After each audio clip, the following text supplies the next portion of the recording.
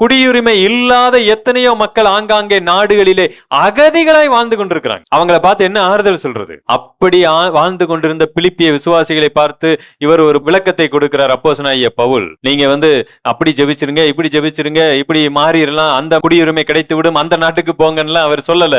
ஏன்னா அது நடக்கலாம், நடக்காமல் கூட போகலாம். ஆனால் ஒன்றை மாத்திரம் நீங்கள் மனதிலே கொள்ளுங்கள், உங்களுடைய குடியிருப்பு எங்க கிடையாது? இது இல்ல, பிலிப்பு கிடையாது, பிலிப்பிய பட்டணம் கிடையாது, இந்தியா கிடையாது. கொஞ்ச நாள் நாம என்ன பண்ண போறோம்? வாடகைக்கு இங்க இருக்கிறோம். கொஞ்ச நாள் அண்டிக் கொண்டு வாழ்ந்து கொண்டு இருக்கிறோம். நம்மளுடைய குடியிருப்பு பரலோகத்தில் இருக்கிறது. ஆகவேதான் அடுத்த வசனம் சொல்லுகிறது. இந்த வசனம் 4வது அதிகாரத்தினுடைய கடைசி வசனமாய் இருந்தால் கூட தப்பில்லை.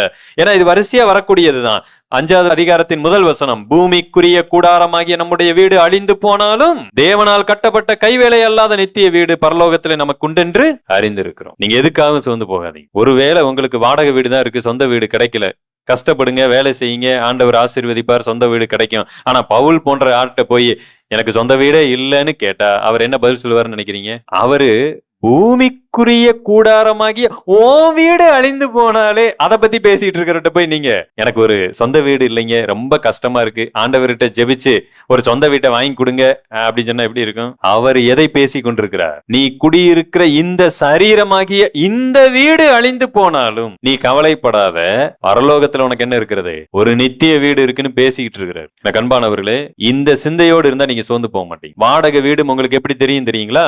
மாளிகை வீடா தெரியும்.